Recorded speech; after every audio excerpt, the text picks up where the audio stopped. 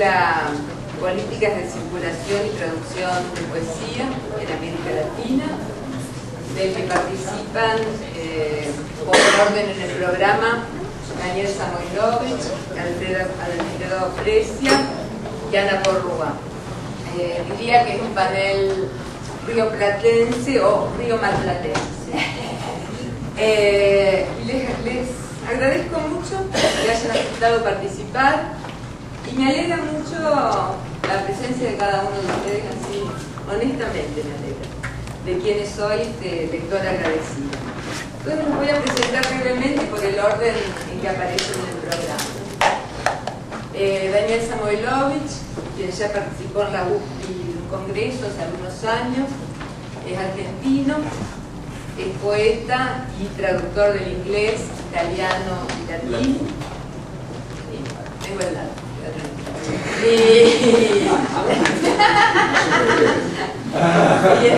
Es autor de numerosos libros de poemas, entre ellos La Mujer Perfecta de 1991, Superficies Iluminadas de 1997, El Carrito de Eneas de 2003, El Despertar de Samoilo del 2005 y Molestando a los Demonios del 2009.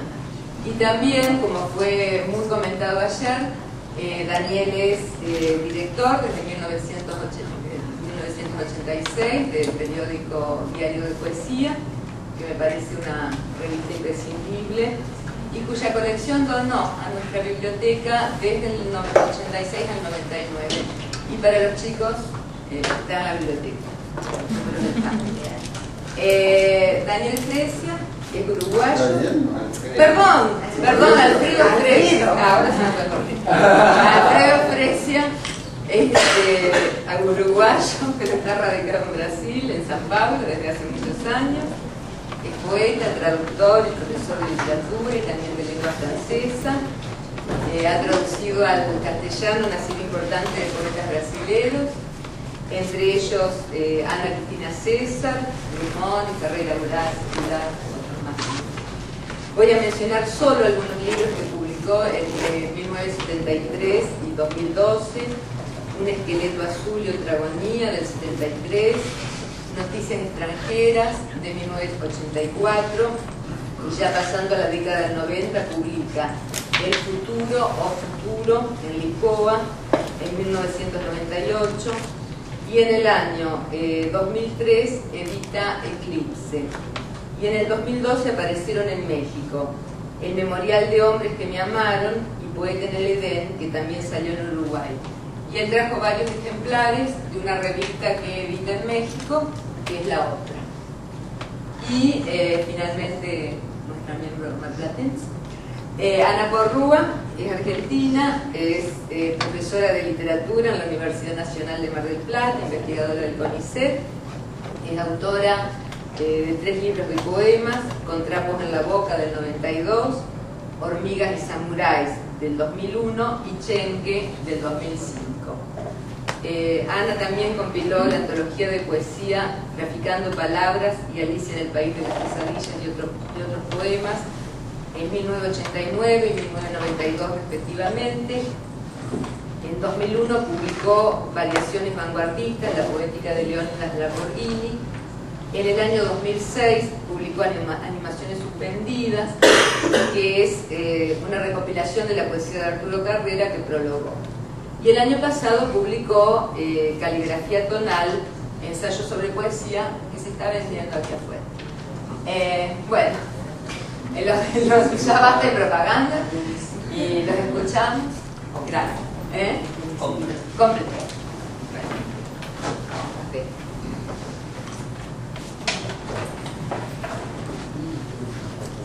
Muchas gracias por la presentación, por la invitación. Gracias a todos los que invitaron y ustedes por estar aquí esta mañana. Siempre me han dado un poco de risa los psicoanalistas que presumen de haber aprendido alemán para leer las obras de Freud, especialmente porque sospecho que replican la conocida historia de que Freud aprendió español para leer el Quijote. Sin embargo, no es una risa despectiva, es un poco de risa más o menos cariñosa, porque la adoración por una obra y el deseo de aprehenderla mejor no me parecen pasiones desdeñables, si es que alguna pasión admitiera tal adjetivo. Por otra parte, para mi propia irrisión, aprendí inglés a la edad de 29 años a fin de leer a Leduc. Sabía que la mitad del interés de su obra residía en los juegos de palabras, Bill el lagarto y Bill el billete o esquela, las palabras compuestas de Jabberwocky, etc. Y me parecía fatigoso asomarme a esas diversiones a través de notas eruditas, que son más o menos como si alguien te explicara un chiste. Así que apoyaba en varios intentos fallidos o incompletos, 3 o 4 años de estudio en la Cultural Inglesa de Flores, otros tantos en el Colegio Nacional de Buenos Aires. Era fantástico, en Buenos Aires había 6 años de latín de comienzo a fin, con una carga importante horaria, y 3 años opcionales, a partir de tercero, de inglés o alemán. Había 6 de francés, 6 de latín y 3 de inglés si querías. Bueno, entonces me tocó aprender inglés.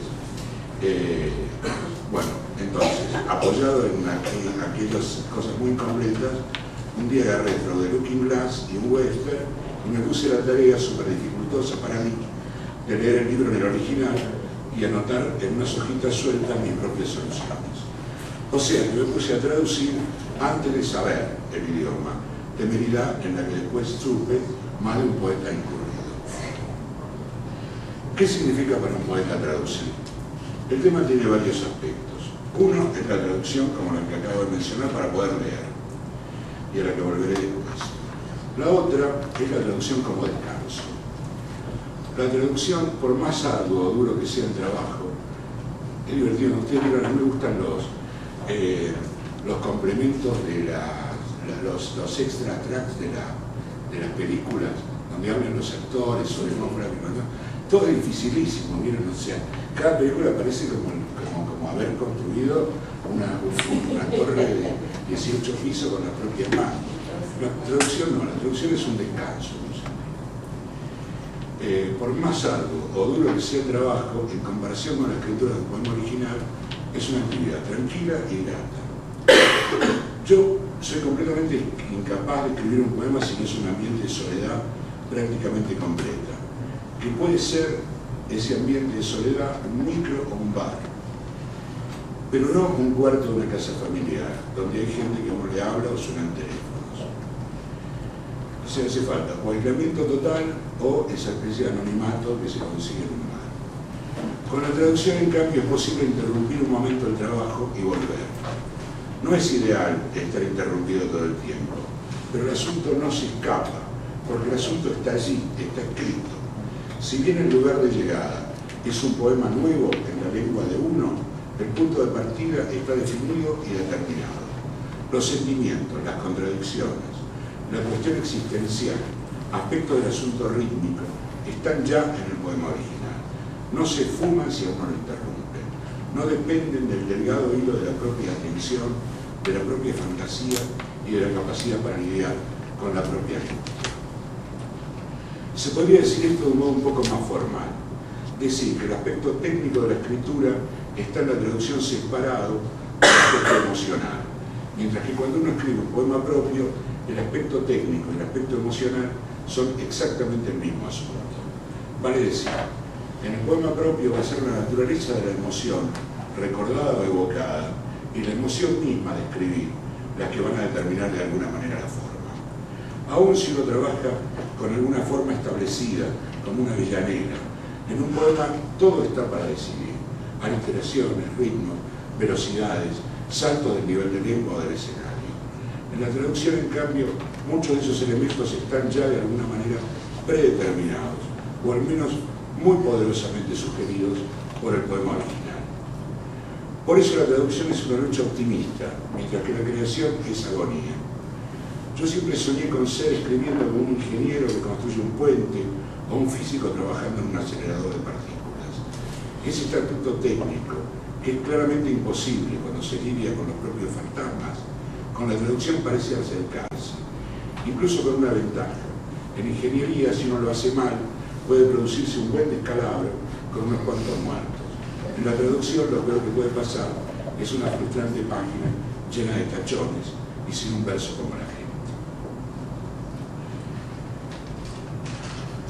La traducción es también, obviamente, una escuela.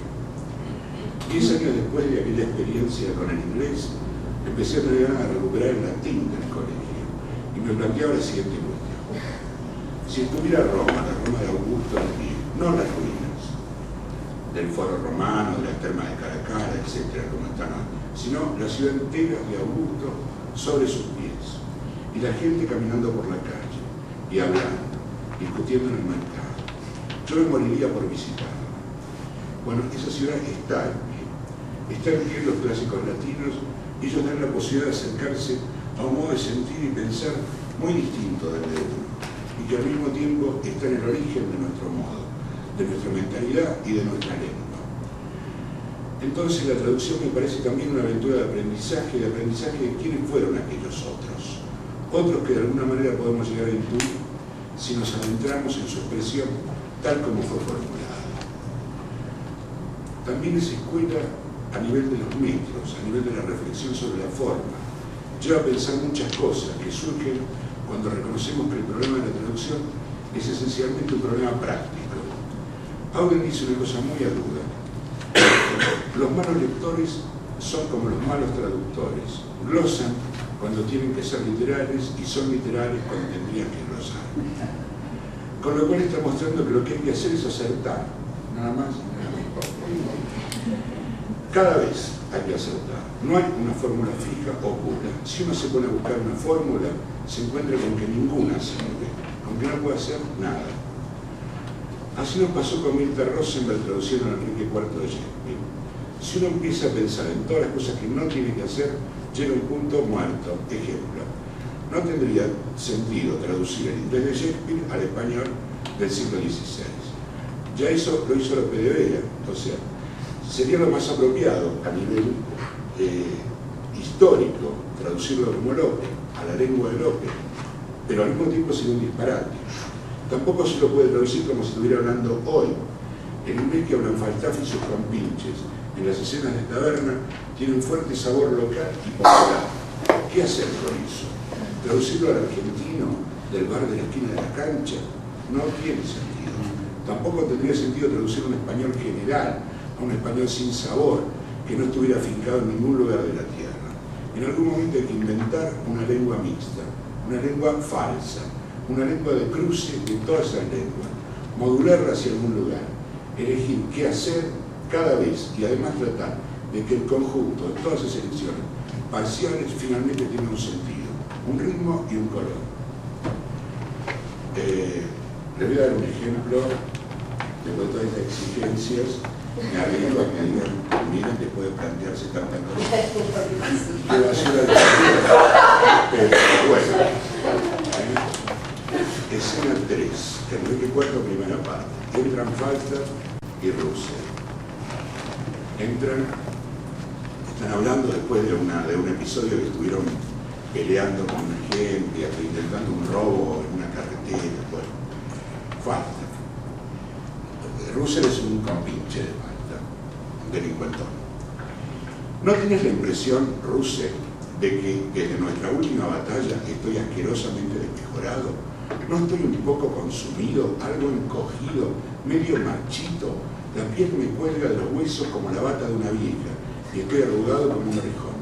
Bien, será cosa de arrepentirme pronto, antes de que desaparezca del todo. ¿Se acuerda que Falstaff es un personaje muy rotundo, verdad? Bien, a poco estaré tan acabado que ni para arrepentirme tendré fuerza. Que me vuelva un comino, ¿qué importa? O el caballo de un cervecero, si no me he olvidado ya de cómo es una iglesia vista desde dentro.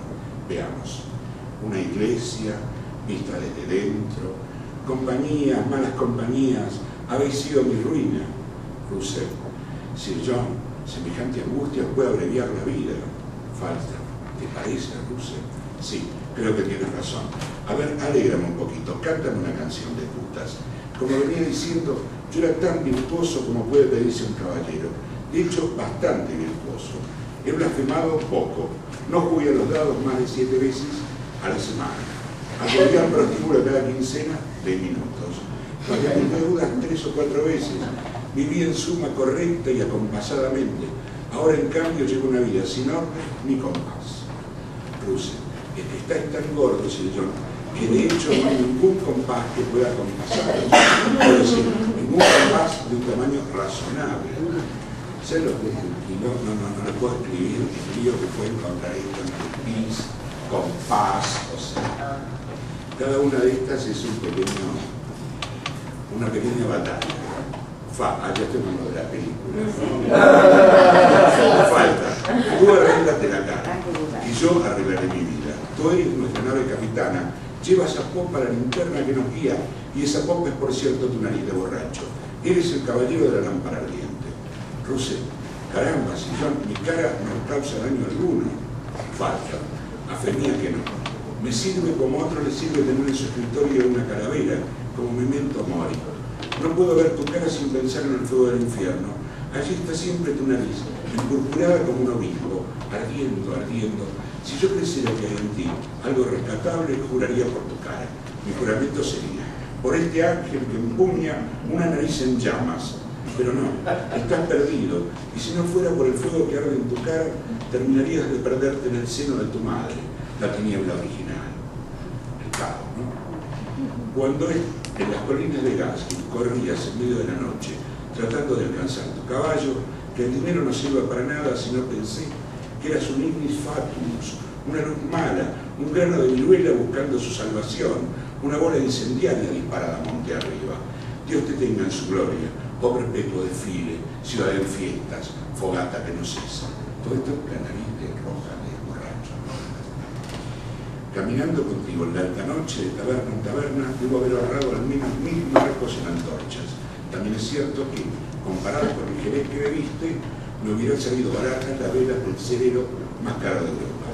Durante estos 32 años he alimentado sin pausa el fuego de tu salamandra. El cielo me recompensa.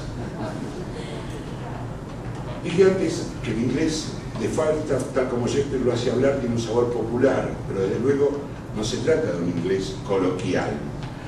La densidad de retuétanos, caramburas, alusiones históricas, antiguas y contemporáneas, a la mitología griega, romana y a la Biblia, las ironías, los cambios de humor y de tono, lo alejan de cualquier lengua real y descartan toda pretensión mimética. Es muy difícil que ningún tipo común haya hablado alguna vez así. Sí, la ubicación de esa parla, un viejo, cansón y cínico, frecuentador tanto de la corte como de los bajos fondos, tiene un viso de verosimilitud. Pero este no es un hidalgo cansón cualquiera, es falsa. Es una creación de las más geniales que la literatura nos haya dado, y es una creación modelada justamente, en rigor exclusivamente, por esa habla de la que Shakespeare lo dota. El resto lo ponen los directores, la escenografía, vestuario, actores, etc. Pero falta esa parte. O sea, es un personaje extraordinario, genial, porque su hablar es una creación genial, que Shakespeare se inventa de pe a pa, como solo él es capaz de inventarse. Si uno es tan pretencioso o inconsciente que decide traducir a Shakespeare, y si un editor es tan loco como para comprar esa traducción, no queda otro remedio que tratar de emular al genio, o sea, tratar de hacer sobre la lengua propia una operación semejante a la que hizo el genio sobre la suya, pensando la lengua castellana para que corcovee como corcovea el inglés en boca de Falstaff, mezclando lo culto y lo anticuado, lo irónico y burlón y brutal del mejor modo que uno pueda hacer. Estas operaciones de mezcla no son, en rigor, más que la continuidad del fantástico juego de espejos que es la propia traducción, cualquier traducción, o al menos de las que yo puedo hablar, o sea, el latín, las lenguas romances y el inglés. Porque apenas se empieza a traducir, las palabras de los diversos idiomas empiezan a reflejarse unas en otras. Lo que en una lengua es anticuado, en otra es moderno. Lo que es popular en una lengua, en otra es un cultismo. Los sentidos pasan de un lado al otro por ese puente que es la etimología. Las épocas y los niveles de lengua se superponen y confunden, revelando su arbitrariedad. Doy un ejemplo de esto, por ejemplo, Fenêtre es la palabra normal en francés para la ventana, ¿verdad? Finestra para la ventana en italiano. Todo esto viene de la fenestra latina. En castellano, no. La que tenemos ventana viene de otro origen, tiene que ver con el viento. A nosotros se nos perdió ese origen latino que conservan varias lenguas. Quedó solamente en defenestrar, o sea, en una palabra hiperculta, poco usada. Defenestrar el defenestramiento de Praga, no sé qué otra cosa. Lo que se perdió es divertido, no viene de todo el caso, pero es interesante. Había un medieval Iniestra, pero se parecía mucho a Iniesta, que es otro nombre de la genciana. Entonces, para evitar, como si la lengua fuera un ser inteligente y tomara decisiones, para evitar la confusión con la Iniesta de la genciana, nos fuimos pasando más a la ventana, que tenía más que ver con una cosa para airear, y pasó de ahí a ser el único sustantivo que quedó. Pero estos juegos de espejo, de alguna manera se parecen a la locura del que habla de Kafka, o sea, están en la propia traducción, en los movimientos de la lengua. Otro ejemplo que podría ser divertido tiene que ver con el habla del Río de la Plata. Nosotros decimos laburo, tiene un sabor muy fuerte, muy coloquial, laburo como trabajo. En italiano es normal, laboro es el trabajo. Y bueno, así he seguido. Otro ejemplo en otro sentido. Estábamos con Tursi traduciendo Horacio y de pronto encontramos una palabra latina, nenia, que designa un canto fúnebre que se evoca, que se canta en honor de un muerto reciente. ¿Dónde está la palabra castellana para esto? Ya no está, en el mismo lugar. En el mismo lugar. De pronto, hablando con Antonio, me acordé, dije, esto existe en castellano, no sé cómo se llama. Lo buscamos en el diccionario Nenia. Es eso. Bien. Entonces, estaba bajo la cauta prevención de us, o sea, poco usado, claro. Pero de pronto una palabra que seguramente en el latín tenía un sentido más común, para nosotros es una palabra hiperculta. De todos modos, no solo latina, la nenia hoy es una evocación fúnebre, aunque no sea en verso. P.us. Bueno, en cuanto a lo poco usado, es interesante conservar algunas extrañezas. La aparición de algunas palabras, de algunos giros, la conservación de algunas formas extrañas, de pronto hace recordar, cobrar conciencia en una traducción de que se trata de una traducción. Creo que eso es bueno. A veces he tratado de practicarlo también en mi propia poesía. Tratar de que no parezca que estoy escribiendo en una lengua natural, sino que también la mía es una lengua inventada, una lengua quebrada, atravesada por alguna otra cosa.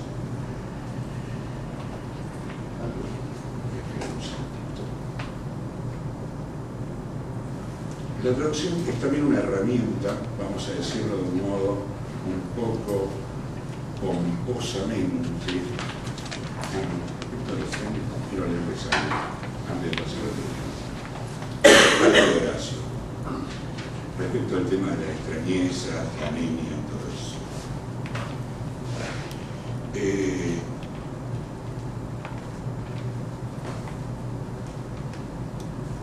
El Oda 19 del libro 1. La escena es una fiesta en invierno y el poeta pide que no se diserte ahí sobre temas solemnes, que se beba mucho, que suene la música y que sean glorificadas la juventud y el amor. Traten de escuchar, hay un intento de mimar el metro latino, que se basa en pentámetros y hexámetros dactílicos, va pasando de un verso más corto y otro más largo. Quizá viéndolo se ve clarito, pero quizás se escuche. Le reprocha primero a alguien que está haciendo un cuento demasiado largo, de Ínaco a Codro, o sea, el primer rey de Roma a uno de los últimos. Le dice a un interlocutor: narras cuánto va de Ínaco a Codro, que no temió morir en favor de la patria, y el linaje de Aco y las guerras libradas bajo el muro de la Sagrada Ilion. pero no dice cuánto va a costarnos la tinaja de Quíos, que era un vino muy famoso. Pero no dice cuánto va a costarnos la tinaja de Quíos, quién va a encender el fuego para entibiar el agua, ni en qué casa y a qué hora he de librarme del frío del peligro. Por la luna nueva escancia ya mismo y por la medianoche, escancia ya, muchacho, por el augur Burena. Lo correcto es mezclar en las copas 3 medidas, o 9. El amante de las musas impares, el poeta en éxtasis, 3 veces 3 medidas ha de pedir. La gracia y sus desnudas hermanas, por temor a las riñas, prohíben beber más de 3. Bueno, esto es un lío. El vino romano no era como el nuestro, se guardaba el mosto y después se diluía con agua. Entonces, él dice que en principio habría que mezclarlo, habría que echar en el agua 3 medidas por las 3 gracias. Pero como el poeta está consagrado a las musas, está permitido que eche 9 medidas, o sea que haga el vino mucho más fuerte. Entonces dice, lo correcto es mezclar en las copas 3 medidas, o 9. El amante de las musas impares, el poeta en éxtasis, 3 gracias, 3 medidas ha de pedir. Las gracias a las nudas hermanas, por temor a las riñas, prohíben beber más de 3. Delirar es bueno. ¿Por qué se ha interrumpido la flauta Bercintia? ¿Por qué cuelga callada la siringa al lado de la lira? A las manos avaras, ¿cómo les odio? Desparrama rosas, que el envidioso disco escuche el loco estrépito, que lo oiga la que está a su lado, impropia por su edad para el anciano rico. A ti, Telefo, hermoso con tu espesa cabellera, a ti, comparable al lucero, te busca bien dispuesta rode. A mí me quema a fuego lento el amor de mi visera. ¿No? Y si hagamos un buen ruido para que la joven que está con el vejete tenga ganas de estar con jóvenes y deteste estar con ese día. Bueno, estas losas, por ahí están ahora interrumpiendo mucho la lectura, pero bueno, el tema es hacer que suene de algún modo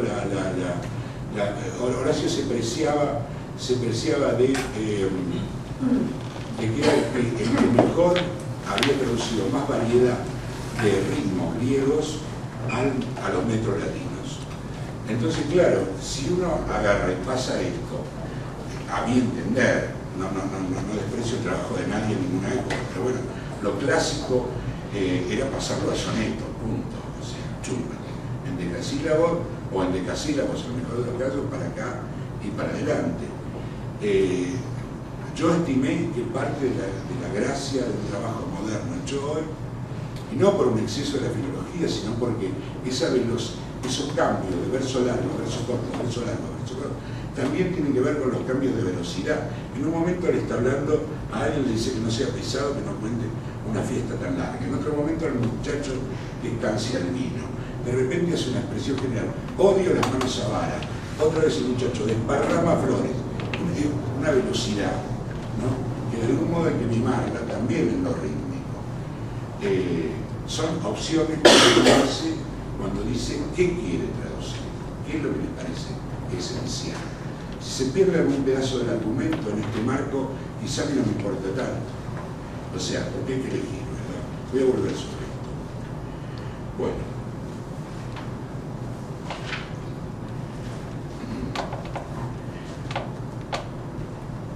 La traducción es también una herramienta, vamos a decirlo, un poco pomposamente política.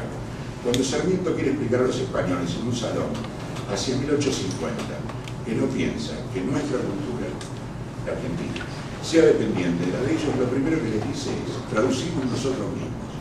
No lo necesitamos para traducir, es textual, están los viajes, lo cuenta el mismo. Con lo cual está mostrando que traducir es una herramienta de la construcción de la independencia. Esto no quiere decir que tengamos que traducir hiperlocalmente, pero traducir nosotros y defender nuestras traducciones, pensar con mucha cabeza cuándo vamos a usar el tú, cuándo vamos a usar el vos, etc. Tiene que ver con defender cierto nivel de autonomía y de color de nuestra lengua en el concierto del español. De hecho, muchas veces podemos elegir en un universo más variado que el de ellos, y si tenemos suerte, salir airosos del desafío. Si no traducimos finalmente el español canónico del siglo XXI, va a ser el de España, y el nuestro una jerga.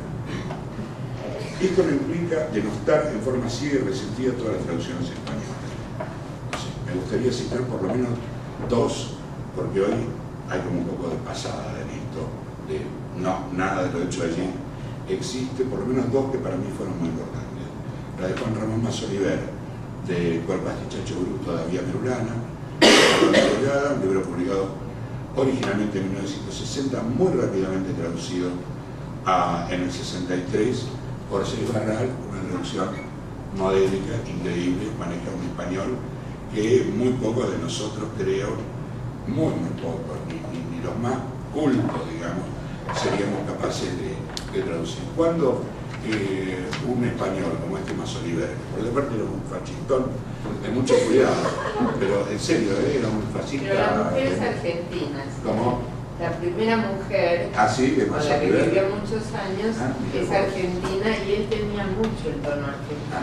Él decía siempre que tenía, que se le había pegado el tono argentino. Viejo Masoliver, ¿sí? No, tono, no sé. No, tono. No, es el tío. El tío. El tío de Tono Masoliver. Ok, porque Tono también fue traductor. Sí, traductor, pero un poco más de nuestra generación, 5 o 6 más. No, este hombre es una generación del tío de este que había participado de cierta aventura, eran más fascistas que Franco, terminaron alejándose de Franco porque eran primo de Rivera de la con lo cual en algún momento se alejaron tanto de Franco que empezaron a buscar algún tipo de recomposición con los republicanos en el exilio. Bueno, de este era famoso que tenía la mejor biblioteca en castellano de toda España, en Cataluña, además de la mejor biblioteca en catalán del planeta entero.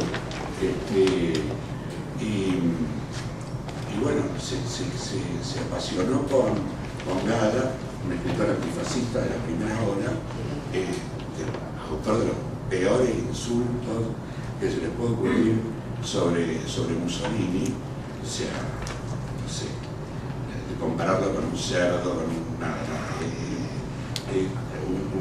una batería muy alucinante de improperio político, lo que hace Gada con Mussolini. Este se apasionó con Gada y tiene una traducción que es una locura. O sea, de repente Gada usa mucho dialecto por un lado y latinajo por el otro.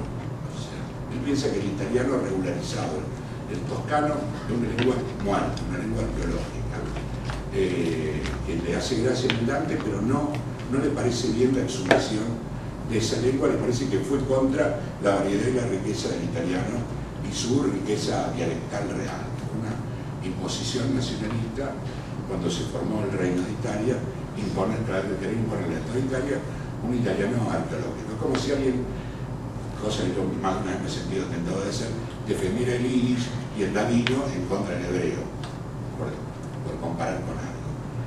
Me perdí. ¿Qué iba esto?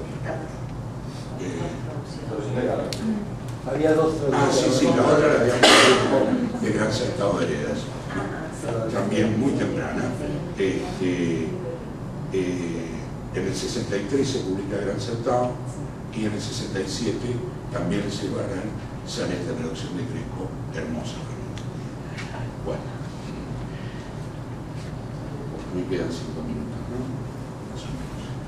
La traducción es también un elemento de lucha en cuanto a que uno va buscando allí el vaciado, el punto de sus propias posiciones. Es un sitio donde uno va modelando su propia poética. En mi caso, el tema de la innovación lexical es un ejemplo, pero no quizás exclusivo. Durante años, por hacer corrección, trabajé sobre obras que tienen medidas muy firmes, aunque variadas y no riman. Era lo que más me interesaba a mí en ese momento. Y por alguna razón me caían obras de ese tipo. Últimamente estoy mucho más interesado en la rima y por alguna razón me ha tocado traducir cosas así. Le veo una traducción más interna. Esta es una traducción del famoso poema de Paren los relojes, el de Oden, el que se recita en 5 bodas y un funeral,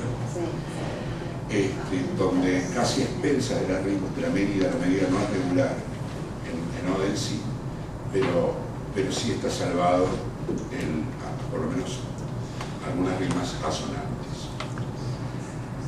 Paren los relojes, descuelguen el teléfono, denle al perro un buen hueso para que no ladre, acallen los pianos, suene sordo el tambor, levanten el carcón y el cortejo que avance. Que los aeroplanos den vueltas gimiendo y garabateen en el cielo, él ha muerto. A cada paloma pública cuélguenle un crespón y la policía que dirige al tráfico usando guantes negros de algodón. Él era mi sur, mi norte, mi este y mi oeste era, mi semana laboral y mi descanso del domingo, mi charla, mi canto, mi alta noche y mi mediodía. Pensé que el amor por siempre duraría. Estaba en un error. Ya no hacen falta estrellas. Sáquenlas a todas. Desmantelen el sol y la luna sea guardada. Desagoten el mar y acaben con el bosque. Nada de todo eso sirve ya para nada.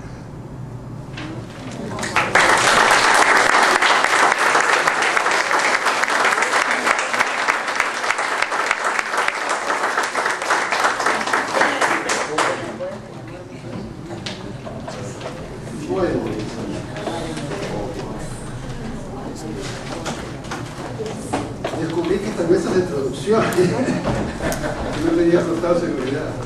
Ya, cuando yo había imaginado que no estaba en una mesa exactamente de traducción, o que es de traducción y algo más. Entonces, entra perfectamente. Sí, yo soy algo más. Es traducción. Cuando charlé con Italia, había dicho que, y era mi resumencito, que es enorme, que decía, podría abordar en diversos formatos los problemas implícitos en la crisis de la venta de libros de poesía, quejas frecuentes de los editores dentro del módulo modos actuales de circulación, revistas, internet, antologías y procesos de canonización de la poesía hispanoamericana. El principio era: podría discutir la diversidad de soportes para la poesía, en particular el libro, en papel y la industria que implica. Podría desarrollar la idea del poema como hecho literario furtivo o como la sucesión de etapas sin un fin. Yo me garanticé, pero era un montón de temas. Según la crítica genética, el papel del papel, podría interrogarnos sobre los aspectos en que el objeto del libro relativamente novedoso en la historia de la poesía modifica el poema y comparar con lo que Internet puede determinar en la construcción y en la lectura de la poesía. Finalmente, como lo que se espera del libro supone lo que se espera del poeta, podrá ser necesario abordar el tema del papel atribuido al poeta en la sociedad latinoamericana. En fin, yo garanticé el terreno y de todo ¿Te esto... aseguraste que por ahí puede decir no sé, no podré? No podré. No, pero decidí, y creo que entra a la mesa, al tema de la venta de poesía. La vieja queja de que la poesía no se vende. Lo que en parte es verdad. A ver, quiero decir lo siguiente. De hecho, por lo menos la repetición de todos los editores es siempre que poesía no se vende. Yo tengo que hacer eventualmente narrativa. Ahora me dicen que aún la narrativa no se está vendiendo tanto, entonces tengo que hacer ensayos y de preferencia autoayuda para poder... yo tiendo a aceptar que sí, que la poesía se vende menos, aunque con algunas, en fin, no lo tengo, no es tan evidente. Yo tengo algunas pruebas. Por ejemplo, la traducción que hicimos del poema Sucio de Ferreira Goulart en Corregidor, en Buenos Aires, me pagaron unos 300 reales y no fue siquiera Corregidor, porque como la poesía no se vende, ¿para qué pagarle al traductor? De manera que fue la embajada brasileña en Buenos Aires quien me mandó a través de la Roma Hidalgo, ahí vino con la plata y me lo dio, porque tampoco 300 o 400 reales no modificaba el impuesto de renta. Bueno, en fin, una situación de catástrofe económica. Y de repente yo recibo mails de amigos, estoy pensando en dos. Alguien, un uruguayo, que me dice: ay, yo estaba en Lima y vi tu libro, vi tu traducción, y no sabía que era tuya y lo compré por un lado y otro en Chile. Esto es, Corregidor distribuye en América del Sur, pero pagar no paga porque poesía no se vende. Sin embargo, es suavizable el género más leído. Por otro lado, la poesía no se vende, de acuerdo, pero como que las ediciones se hicieron más baratas, son más baratas. Desde hace unos 10 años, eventualmente 15 años, las ediciones son baratas. Lo que hay es una especie de especialización, ¿cómo decir?, de parcelamiento, de división del público en temas, por lo demás, absolutamente legítimo. Digo, hay una poesía de tema de género, por ejemplo, que eso me concierne directamente, y que tiene un público. Hay una poesía de los nicaragüenses, esa poesía, ¿cómo la llaman ellos? Esa tradición que tienen de poesía revolucionaria, contestataria, etc. La poesía queer, llamada queer, que es medio, un poco discutible, pero en fin, son formas, no es que, digo, a la poesía es naturalmente una unidad, pero se entra a ella por temas, por formas de solidarizarse con otros lectores. Por ejemplo, en el caso que me concierne directamente, en México salió este año estos libros que Adriana mencionaba, en una editora llamada Mafia Rosa. No, digo, los dos libritos míos con que se abrió la Mafia Rosa. La Comunidad de Hombres que me amaron y El destino de Aurora en la traducción mexicana. Bueno, digo, la historia de Mafia Rosa me parecería interesante, no sé si es el caso, pero es un grupo, evidentemente, de gente llamada, a mí la palabra queer me desagrada, digamos homosexual, digamos gay, digamos como que sí, como quieran, que quieren crear justamente un terreno un espacio para un tema muy antiguo, digo, un tema que no ha de ser ninguna novedad, pero que puede ser encarado a esta altura del siglo XXI por algunas particularidades. De manera que ahí está Fresia, sigue Johnston, William Johnston, sigue Berlonguer, no es solo poesía, sigue Virgilio Piñeira, narrativa, en fin, es un programa todo creado para un público. Y lo interesante de esto es que estas ediciones populares, son ediciones realmente populares, se venden en librerías, sí, pero también en casas nocturnas. Lo que es un fenómeno que me parece nuevo. Esto se vende en un circuito gay nocturno de la Ciudad de México y en librerías que están como de moda. Hay una en Condesa, me olvidé ahora, que está como de moda para la juventud, Banché, en fin. De manera que hay accesos a la poesía que tal vez no preexistían. Y de ahí eso puede explicar que la poesía sea un género, el género más leído, pero sea un género que supuestamente no se vende. Y el tema de que, a propósito de que la poesía no se vende, está la respuesta que cierto poeta argentino dio, que la poesía no se vende porque no se vende. Una explicación que sí, se puede entrar a ver el asunto. Hace poco tiempo una revista brasileña, la Sambaquis, de São Paulo, les pidió a los poetas locales que respondieran a la pregunta ¿qué es la poesía? Bueno, personalmente me negué a dar una respuesta ontológica, digamos, porque esas preguntas gigantes parecen condenadas a recibir respuestas incompletas. Y lo mismo ocurre con las respuestas fenomenológicas. En cualquier caso, me pareció mejor dar una respuesta sumidamente incompleta, a saber, la poesía es el mejor, el más profundo y el más denso espacio de reflexión de la experiencia humana.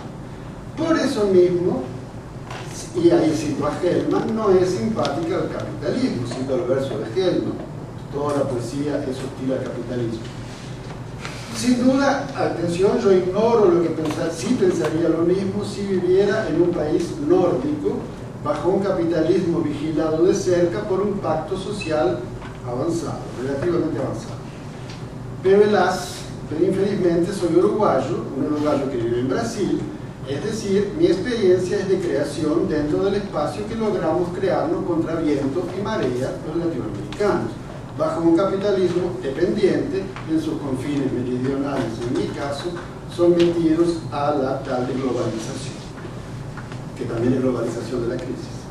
En los tiempos que nos tocaron, regidos por la prisa, por la desaparición del hombre en las multitudes, el sufrimiento evidente neoliberal, la devastación del continente como única lógica productiva y por las manipulaciones mediáticas, lista larga, y sé que me quedo corto, la poesía es sabidamente peligrosa y rebelde, una terca mosca en la sopa, obstinada en dar la palabra libre y aún a todos los que no tienen acceso a ella, puente todavía abierto entre el hombre y sus dioses. Es en ese sentido que se dice habitualmente el famoso "la poesía no se vende porque no se vende". Es una afirmación con un aspecto de butado, que yo personalmente la oí por primera vez en boca de un académico uruguayo. Después, sí, y es un poeta argentino, y me escribió, yo había publicado un texto en que lo mencionaba, y él me escribió muy gentilmente, me dice, no, es un poema mío llamado Sociedad de Consumo, página 68 del libro Poemas para escribir en un muro, del 75, que salió también en la antología La Oscuridad del Alba, de 2006, en la página 33. En todo caso, en mi experiencia, yo lo había ido, ese uruguayo, supe por referencias de ese poeta argentino, y la volví a oír en Chile y en México, con un fotógrafo mexicano. Esto es, la fórmula, la poesía no se vende porque no se vende, trascendió al poeta, o por lo menos era una verdad esa que los poetas captan. Si es una verdad. Debe figurar entre las ideas más consensuadas de casi todos los poetas. El doble uso del verbo vender recupera dos de sus acepciones. Por un lado, los libros de poesía no se venden en el sentido que no convocan un público numeroso que los compre en librerías. Por otro lado, eso ocurre porque la poesía no hace concesiones al mercado. Es la segunda acepción del verbo venderse. No abandona sus eventuales principios, digámoslo así. Los autores no renuncian a hacer de ella un modo de expresión. En fin, es un género que no se intimida frente a las exigencias de las grandes editoriales, las que de hecho venden masivamente otros géneros literarios. La poesía no se vende. ¿Y entonces? No pienso que se trate de una señal apocalíptica, ni siquiera pienso que el tema sea una novedad. Más bien podríamos preguntarnos así: ¿vendería si hiciera esas concesiones al gusto de las grandes editoriales, incluidas las españolas, ahora instaladas en el continente? Imagínese una violenta simplificación de su discurso, una banalización de las formas y los contenidos, la reescritura, es decir, la repetición de lo ya dicho, la obediencia a lo que se esperaría que dijera y no la anárquica originalidad que es casi definitoria, su crítica y su revitalización del lenguaje anquilosado en la prosa. Imagínese una poesía sin rebeldía, siempre lista para confirmar lo que el lector ya leyó antes. ¿Vendería? Creo que no. Esa poesía degradada, que existe, por cierto, y es bueno recordar ciertas letras de canciones populares, y no las peores, al contrario, son a veces muy bellas, están legítimamente integradas a ciertos tipos de folclore. Esa poesía residual, esa poesía obediente tendrá un público enorme, todos formamos parte de él, pero tampoco brilla por las ventas editoriales. En todos los casos debemos entender que la unidad de la poesía, y esa es a mi idea lo que se debe entender, la unidad de la poesía no es el libro. Dicho de otro modo, no hay motivo alguno para comprar un libro de poesía, con perdón de mis editores. Y que por eso mismo no depende, la poesía no depende de la industria editorial. Ríe en sus barbas, se niega a venderse. Una cierta narrativa se pone en movimiento cada vez que compramos una novela, por ejemplo. Imaginamos entonces cuántas horas de entretenimiento, eventualmente de placer, extraeremos de esa lectura, consideramos el precio, evaluamos si vale la pena el gasto y muchas veces hacemos la compra, sobre todo si el autor nos confirma aquello que ya sabíamos y nos agrega detalles, es decir, informaciones que podríamos desconocer, pero nos asegura de nuestra inteligencia. Un thriller de cierto tamaño y con algunas verdades generales aceptadas, por ejemplo, puede acompañarnos en las horas vacías de una semana de veraneo durante un número de ratos de lectura en una playa o en un aeropuerto. No quiero reducir la ficción al thriller, por más esfuerzos que en este sentido hagan las grandes editoriales. Es decir, quiero admitir que hay lugar en la prosa de ficción para algunas cuestionadoras obras de arte, pero en todos los casos volvemos a este hecho. El lugar de la prosa es normalmente, se diría casi naturalmente, el libro. Es el que compramos, es lo que mueve los capitales, sean latinoamericanos o españoles. Ocurre que la poesía no tiene nada que ver con todo esto. Su unidad es el poema y hasta el verso, y en ningún caso el libro.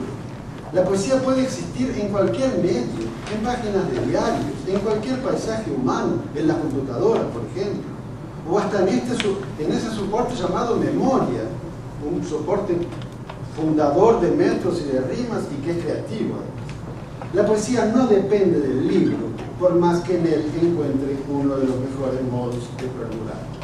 La mencionada memoria es otro de los mejores modos de perdurar, incluso porque es brillante, idiosincrásico, creativo, y es esa autonomía de la poesía lo que la vuelve un bastión de resistencia siempre y tal vez aún más en tiempos neoliberales que atravesamos. Nadie compraría un libro de poesía según la narrativa que nos mueve en la compra de una novela. Es cierto que los poetas, siempre ávidos de sentido, buscamos un plus en el objeto libro, un sentido nuevo otorgado por la unidad que los poemas pueden conformar, los sentidos más o menos inesperados que la sucesión de las páginas, a partir del volumen, pueda darse a cada poema, y el libro no es su unidad, ya está en algunos versos, pero ese mismo carácter de plus es la prueba de que el libro no es su unidad natural. Que el libro no es el libro de Mallarmé, donde el mundo se dirigía, lo decía Abutiran. El libro de poesía, o poemario, o libro de poemas, es un soporte más de la poesía, y reconozcamos que ni siquiera resulta especialmente práctico. De él podemos retener un único poema, una estrofa, un verso, a veces una imagen donde resurge espléndida una palabra que estaba naufragada en la prosa y que se nos aparece en todo su brillo y en todos sus sentidos. Según cada lector, puede ser decisiva la expectativa de ese poema, de ese verso revelador, que por sí solo valdría todo un libro. El interés de conocer lo que hacen los poetas del resto del continente. Yo no propongo el fin del libro. La adhesión que le otorgamos de antemano al poeta de quien un día leímos un poema donde cupimos entero. Eso nos mueve eventualmente a la compra de un libro, nada contra. Pero ese poema podría figurar en una revista, como la otra, por ejemplo, que es la revista que edito en México, de la que traje algunos ejemplares para divulgarlo un poco en Brasil.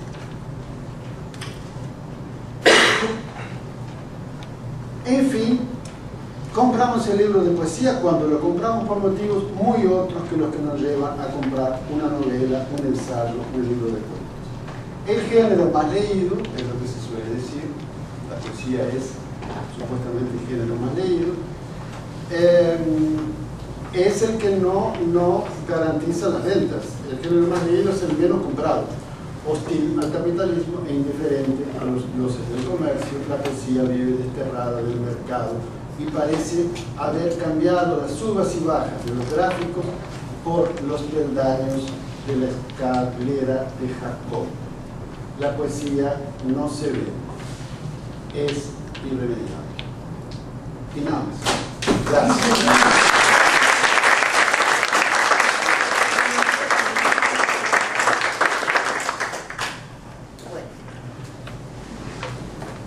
Yo voy a leer un trabajo que se llama La lengua franca de las antologías entre la identidad y los pormenores de las prácticas americanas, latinoamericanas e incluso hispánicas, Las denominaciones varían según el corte cronológico y la perspectiva en la cual se arma el conjunto, que es espacializado en 3 periodos o movimientos: el del modernismo y la modernidad de fines del siglo XIX y principios del XX, el de las vanguardias históricas y el de la poesía reciente, aquella que comienza a publicarse alrededor del año 1990 en adelante. Al trabajar antologías de poesía latinoamericana y no nacionales o binacionales, el asedio de lo identitario, una región cultural o política, pero también estética, una lengua, muchas veces pensada solamente como idioma, es una constante, y mi posición ante esta supuesta evidencia fue intentar desplazar lo latinoamericano como explicación programática única, fuertemente asertiva, e instalarme en el momento de corte que considero el más importante de una antología, el momento en que se seleccionan determinados autores, podríamos decir también determinados países, no otros, y algunos textos de estos autores que a su vez entran en relación con otros, arman un nuevo continuo, para ver en el momento de sustracción e integración, en la dispositio antológica que se arma cada vez, la puesta en suspenso justamente de esta identidad. Cuando fui invitada a este congreso, reapareció la idea de una lengua común, una lengua franca, y desde esta figura quisiera recuperar algunas reflexiones previas y avanzar en la indagación del objeto antología. Volver a pensar entonces el problema del colectivo, del conjunto, bajo la idea de la antología como dispositivo que hace visibles justamente las pretensiones de una lengua franca y sus quiebres. No me refiero aquí al idioma, ya que en muy pocos casos en el corpus que trabajo se abandona el español, sino, insisto, a la pretensión de armado de un continuo que haga visible y legible zonas de la poesía escrita en América Latina. En este sentido, la noción de lengua franca deja de ser la que se propone en la fundamentación del origen de este congreso, porque se hace presente con una evidencia inocultable el ejercicio del montaje de voces, de autores y de textos de estos autores. Se hace evidente el entre, ese límite imborrable de la juxtaposición. Más que nada estoy pensando en las condiciones de producción de una antología y en sus formas. Una antología distribuye registros, modos de legibilidad, pone en primer plano aquello que es necesario en un contexto histórico, es decir, habla el idioma de la época, incluso si este es un idioma emergente, o aquello que no tiene visibilidad. Una antología propone un orden, aunque reniegue los órdenes existentes, aunque proponga destronar la idea de orden.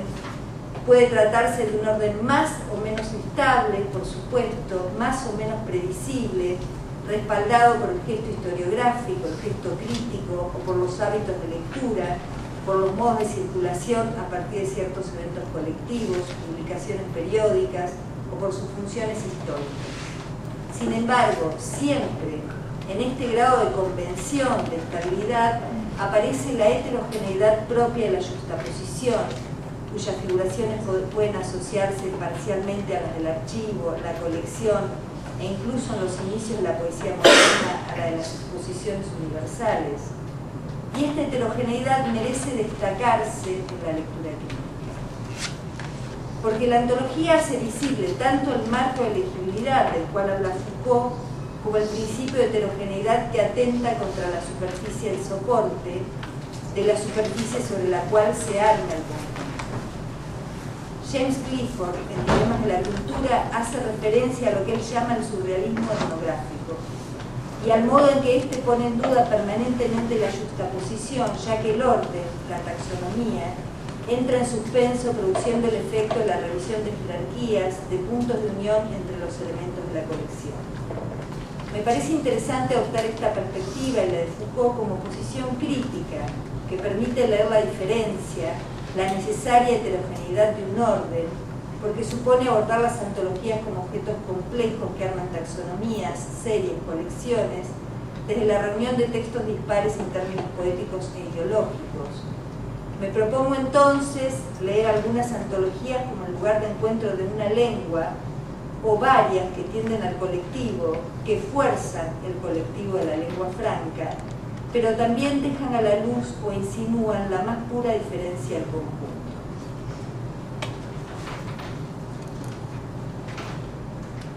Paso a una de las antologías. La inestabilidad puede aparecer corregida en la antología, digamos, pensando en la convención y en la inestabilidad, en el orden y la posibilidad siempre presente.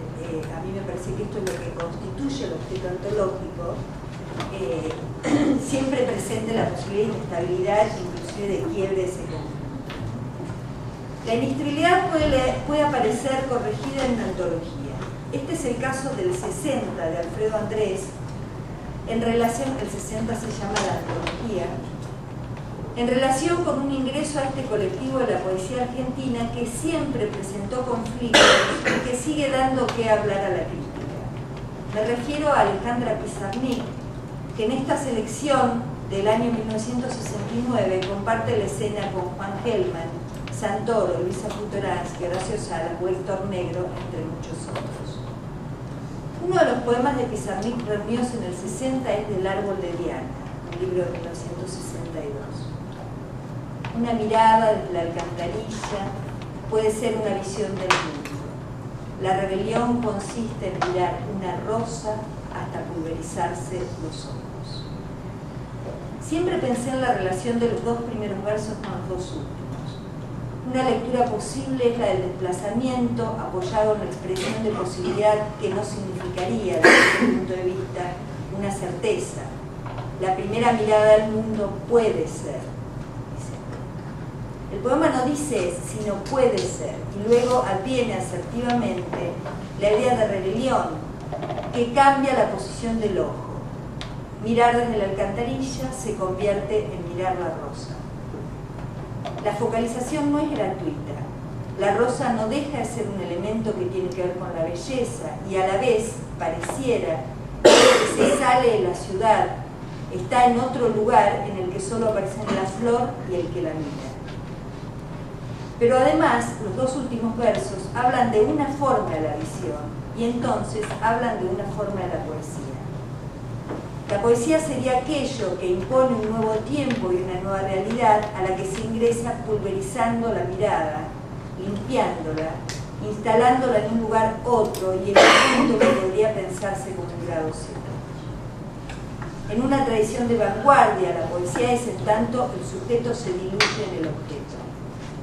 Ya no hay exterioridad. Como en los dos primeros versos, ya no hay dominio de las cosas a través de la mirada. Todo este recorrido era necesario para ver cómo ingresó el poema a la antología de Alfredo Andrés, cómo ingresa Pizarnik en los 60 poéticos argentinos, a partir de un cambio en el tercer verso. La rebelión consiste en mirar una cosa hasta pulverizarse los ojos. La errata funciona como el lapsus de la poética sesentista sobre una escritura cuya trayectoria se inscribe en la poesía moderna simbolista y en parte vanguardista. La errata convierte por un momento a Pizarnik en una poeta realista, una poeta de las cosas que ahora sí anticipó este tipo de mirada en los dos primeros versos, porque la visión del mundo es la visión desde la calle, de la alcantarilla, y no desde la poesía. Y desde la calle se ven las cosas. La lengua franca es, en el 60, de la poesía coloquialista o realista, a tal punto que corrige, aunque sea mediante una errata, el poema de Pizarnik, lo que podría haber aparecido como disidencia poética. Quizá uno podría leer en este gesto el ejercicio de una lengua franca sobre la diferencia y, en este sentido, la poesía de Pizarnik podría entenderse como un dialecto, como aquello que debe ser normalizado por la poética sesentista. La idea de lapsus se juega en esta errata que pone en escena lo común en una poética, pero bajo la forma del azar. La nueva relación de Pizarnik con la poesía realista es, en última instancia, azarosa. Otras veces la disidencia... Bueno, en realidad leo el poema entero y lo leo después con la errata. Una mirada desde la alcantarilla puede ser una visión del mundo, La rebelión consiste en mirar una rosa hasta pulverizarse los ojos. Una mirada desde la alcantarilla puede ser una visión del mundo. La rebelión consiste en mirar una cosa hasta pulverizarse los ojos. Otras veces la disidencia podría reconstruirse desde la mala fe. En Índice de la Nueva Poesía Americana, 1926, antología cuya compilación se adjudica al peruano Alberto Hidalgo, los poemas que se seleccionan de Jorge Luis Borges se inscriben todos en la modalidad criollista. Allí están los patios, los arrabales, los atardeceres, la guitarra, la pampa, un mapa borgiano que, como se sabe, no apunta a la modernidad, no se teje desde puntos cardinales de la ciudad moderna como instantánea de lo urbano, sino alrededor de un paisaje atravesado por cierta nostalgia, tensionado siempre hacia el pasado. Esta singularidad borgiana no lo separa de las vanguardias, claro está, pero incluye una voz en las mismas que desdibuja algunos de sus rasgos principales. Este es el poema de Borges que entra a la antología de Hidalgo. Este es el poema de Borges que entra a la antología de Hidalgo, en la que él y Huidobro también participan, no sin cuestionamientos, y entonces esta intuición se resuelve como despliegue del abanico de los distintos clivajes de la vanguardia. Sin embargo, Hidalgo da un paso más allá, interviene la voz de Borges y lo atrae hacia uno de los tonos más generalizados en las vanguardias, cuando decide incluir el poema Rusia, un texto nunca recogido en libros ni en ninguna de las versiones de la obra completa del autor, un poema del que Borges ya en 1926 renegó, una oda a la revolución bolchevique escandida por figuraciones propias de este tipo de poesía habitual en la época. Cito un verso de un poema de Borges. En el cuerno salvaje de un arcoíris clamaremos su gesta, bayonetas, que llevan en la punta las mañanas. Uno no puede dejar de remitirse, de escuchar en este poema de Borges otros poemas de Raúl González Tuñón, uno de los vanguardistas no incluidos en la antología de Hidalgo. El de Rusia es un Borges antiborgiano, no solo en términos políticos, sino sobre todo en términos poéticos. Un Borges que escribe su poesía en tiempo futuro, situando adelante incluso los amaneceres que en su poesía de época eran presentes o evocaban un pasado de la ciudad de Buenos Aires ya perdido. Dije antes que la disidencia podía entenderse desde la mala fe. Efectivamente hubo mala fe en Hidalgo, hay toda una reconstrucción de los problemas que trajo esta antología, que finalmente ni Huidobro ni Borges querían que se publique. Dije antes que la disidencia podía entenderse desde la mala fe y no es necesario argumentar demasiado sobre esto. Pero me parece más productivo pensar en el ejercicio de intervención sobre la poesía de Borges más allá de las intenciones. ¿Qué significa la inclusión de Rusia en el corpus de poemas antologados de Borges y qué en la poesía en su totalidad, en la antología en su totalidad? El poema habla sin dudas la lengua de la vanguardia, pero no la de Borges. Su aparición entonces, cuando uno lee ese continuo borgiano de 9 poemas, que son los que están incluidos en la antología, supone una inducción dislocada. En este caso también podría hablarse de un lapsus. Hidalgo retoma y pone en escena el lapsus borgiano, el poema político revolucionario codificado, entre los poemas criollistas. De hecho, casi todos los poemas de Borges publicados en Índice de la Nueva Poesía Americana pertenecen a Fervor de Buenos Aires, el primer libro de poemas de Borges en 1923. Y Rusia, aún en este contexto que le debe mucho al ultraísmo en el uso de las imágenes, desentona. El efecto es entonces doble. Trae a la fuerza la poesía de Borges hacia la inflexión saliente de la lengua franca de la vanguardia y a la vez, dado que el resto de los poemas son de tema nacional y son poemas de los patios, los zaguanes y los atardeceres, resalta la posición extraña de Borges en este contexto. Desde la posición de Hidalgo, el lapsus borgiano funciona como la pieza de la colección de vanguardia que nunca puede faltar. Cuando se publica la Antología de la Poesía Latinoamericana de Vanguardia, en 1997, 25 de Mikhail Grünfeld, vuelven los poemas de juventud en la selección del corpus de Borges. Sin embargo, acá es donde se ve con claridad que no solo el momento de corte, sino también el de disposición de los poemas son de relevancia a la hora de armar un continuo. Porque Grünfeld elige la incorporación cronológica y entonces el Borges que tenía alrededor de 20 años en el momento de escritura y publicación en revistas de poemas equivalentes a Rusia como Gesta Maximalista y Trinchera, que son dos que incluye él, es un escritor principiante y en la dispositio historiográfica propuesta, que va de estos poemas a los de Fervor de Buenos Aires, Luna de Enfrente y Cuaderno San Martín, aparece la idea del trayecto de una obra. Podrá pensarse que esta diferencia se explica únicamente por los años de publicación de las dos compilaciones, dado que la de Hidalgo es una muestra del presente y la de Grünfeld reconstruye el pasado. Sin embargo, este dato no habilita la lectura de la resolución sintáctica progresiva. El hecho es que de ningún otro autor se publican en Antología de la Poesía Latinoamericana de Vanguardia poemas tomados de revistas, sino en todos los casos de sus libros. Solo hay una prehistoria o una arqueología de la escritura de Borges, la de Grünfeld, y su inclusión pareciera deberse más a la constatación de un fuerte cambio poético entre los primeros poemas del autor y los de los libros publicados. Ahora bien, el conflicto interno de una lengua común puede revisarse de manera más extendida. Samuel me cronometra, ¿no? No. Porque no tengo interrupción, por No sé, favor. yo creo que empezaste, no me fijé. Bueno, buenísimo. Ahora bien, el conflicto interno de una lengua común puede revisarse de manera más extendida en las antologías de poesía latinoamericana, digo porque al principio tomé una de Argentina.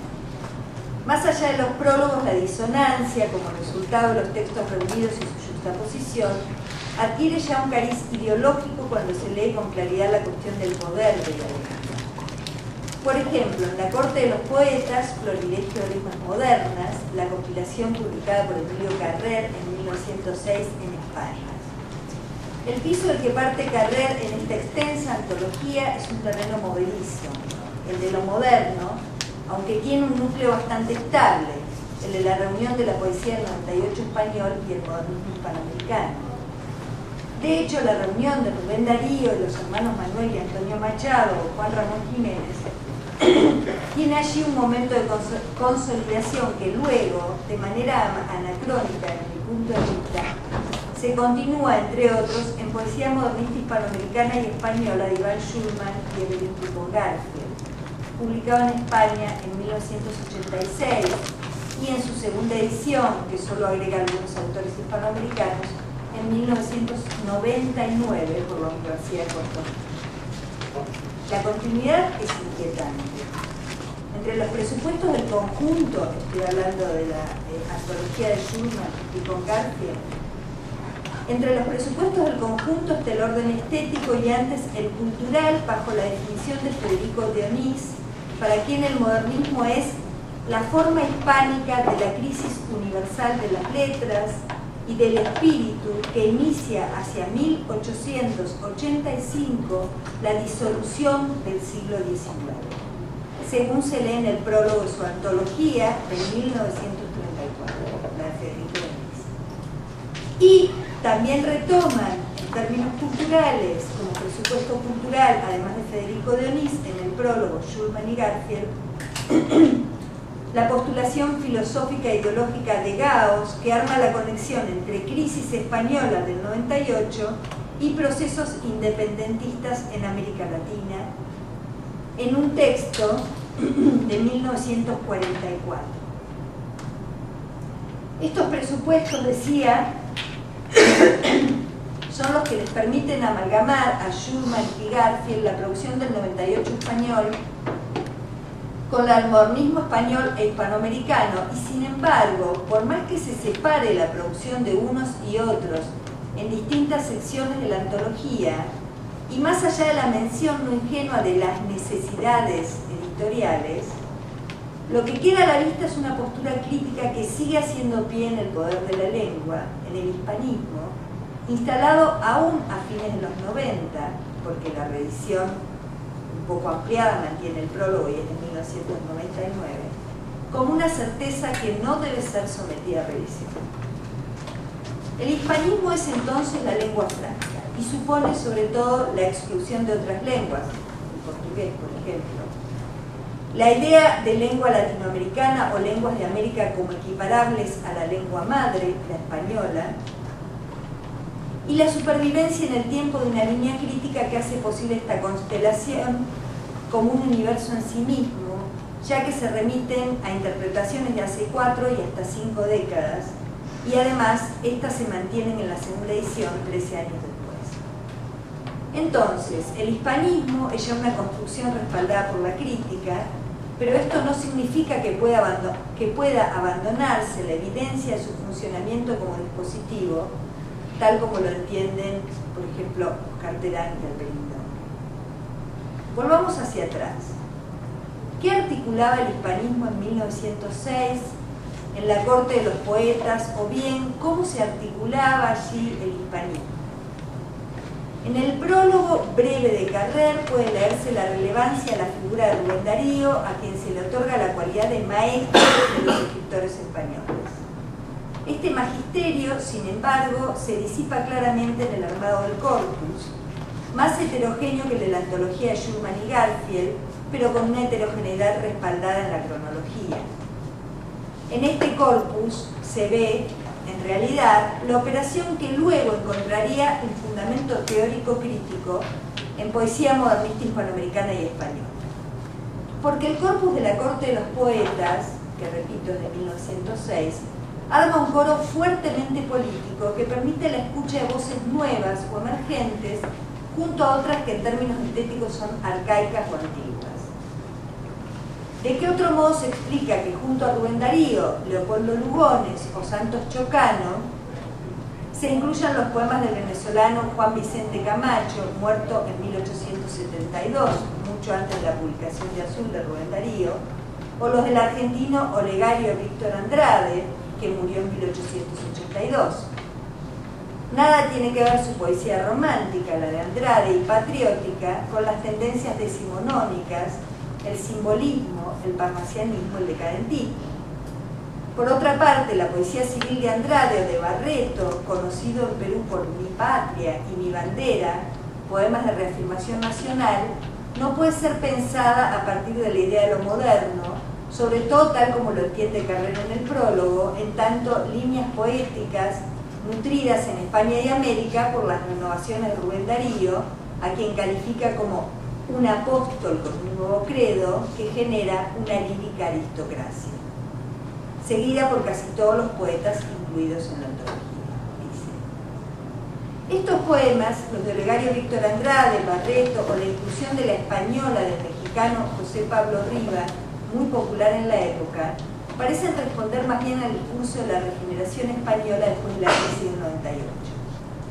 En la española aparece la figura de la mujer con función arquetípica, ella será un motor simbólico del resurgimiento de la nación que el poeta percibe, en tiempo presente como la infeliz patria.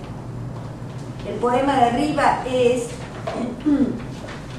claramente de aliento neoclásico, como el laurel de la victoria del poema incluido de Barreto o la noción de ideas del poema homónimo de Andrade, muy lejana a la idea simbolista.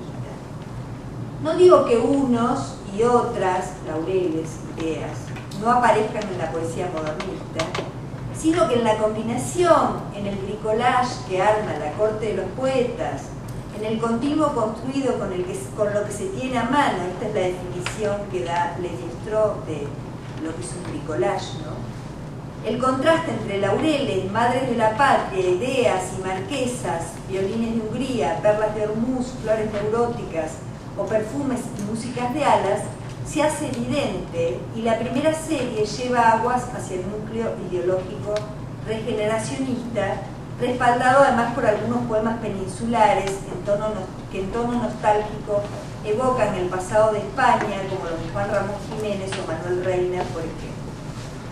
Lo que quiero decir es que la lengua franca de la modernidad se presenta en esta antología con incrustaciones arcaicas, y que éstas se articulan con una demanda política concreta que incluso atrae a la poesía de América Latina.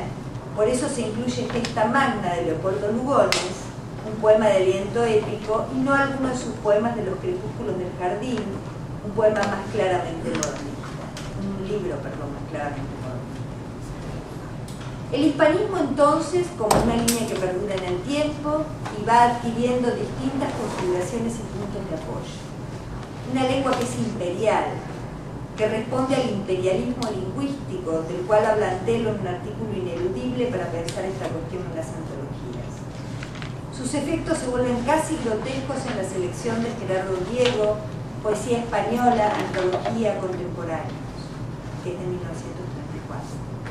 Ya que a pesar del reconocimiento de la influencia de Rubén Darío en la poesía española, nuestra poesía patria, un influjo, cito, directo, marginal, liberador, que elevó considerablemente el nivel de las ambiciones poéticas y enseñó a desentumecer, a airear y teñir de insólitos matices, vocabulario, expresión y ritmo, llega a expatriar, por decirlo de algún modo, su poesía, cita Gerardo Diego. Y así, un nicaragüense, a pesar de serlo, figura aquí con pleno derecho de poeta español. Darío ingresa en 1934 a una compilación de poetas españoles a pesar de ser nicaragüense.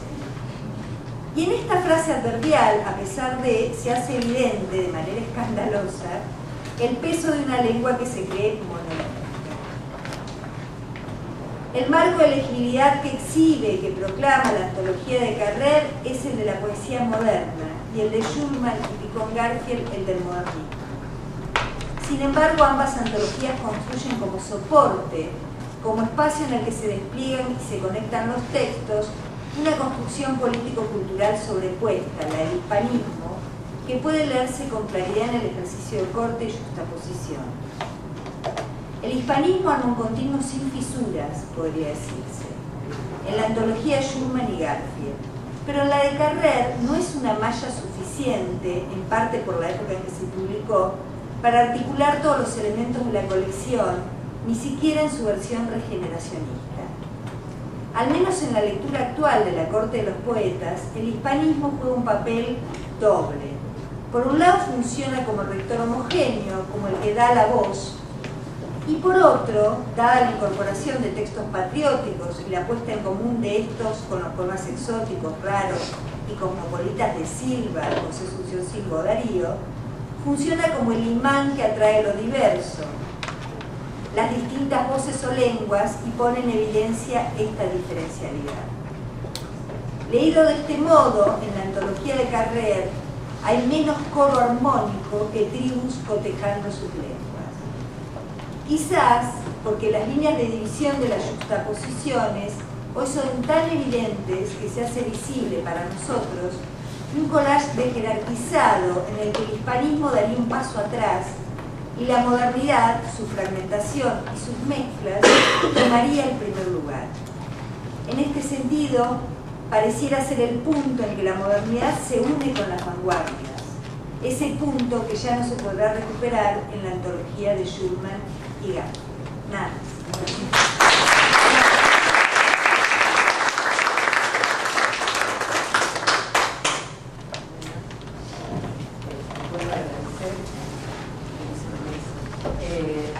Está abierto, tenemos tiempo para preguntas, hoy de verdad. Tenemos tiempo para preguntas.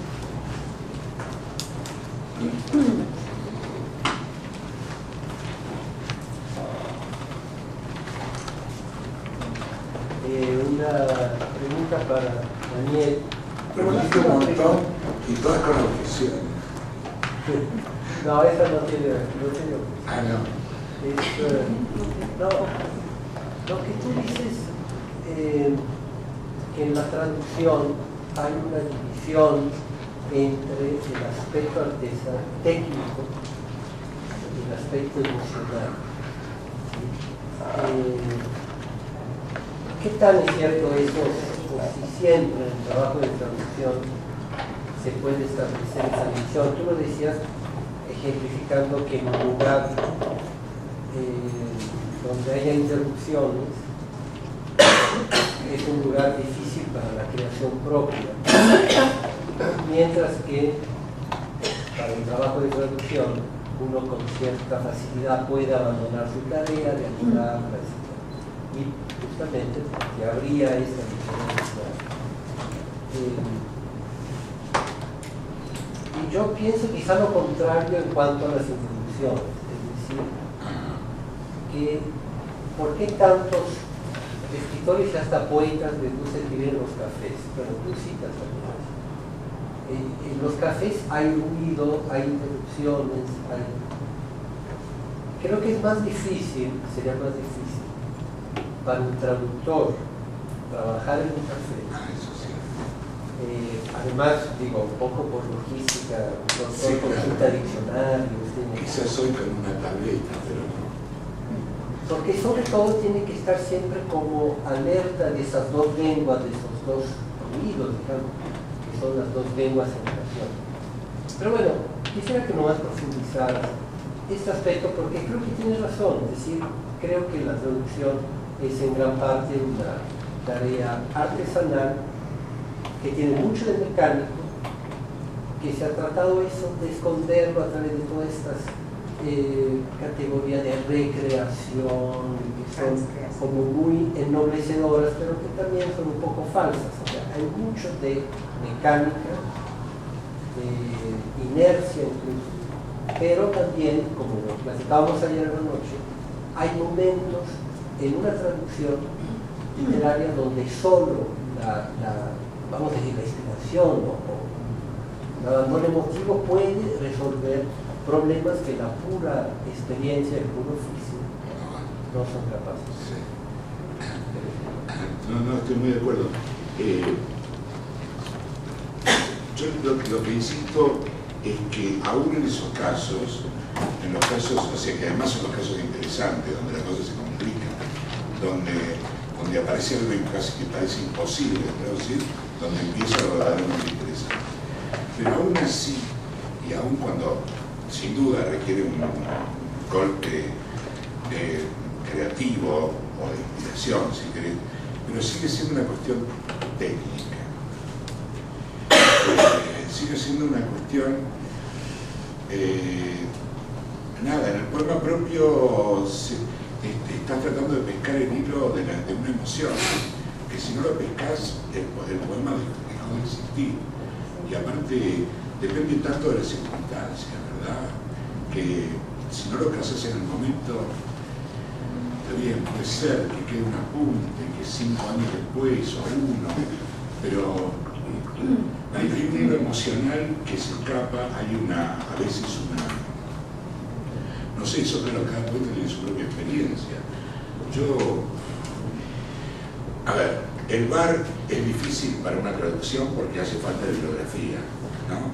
Y además ni siquiera sabes cuál. Ya podrías cargarla en un maletín, porque de pronto querés ver algo de otro diccionario o de un libro, o a ver cómo son cuál palabra.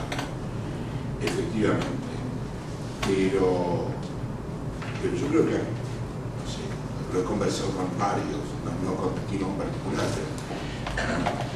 pero pasa con un poema que de pronto uno está con una cosa que se escapa, necesita tirarse un rato, 10 minutos, 15, a pensar en el asunto.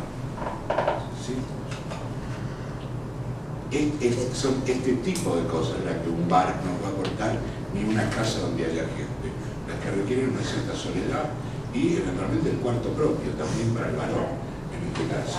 Muy bien. Claro. Pero esto puede darse en la traducción. Sí, un nivel de angustia, no. No, un nivel de, voy a pensar. No, sí es cierto. Es decir, ahorita se me ocurre algo. Está bien.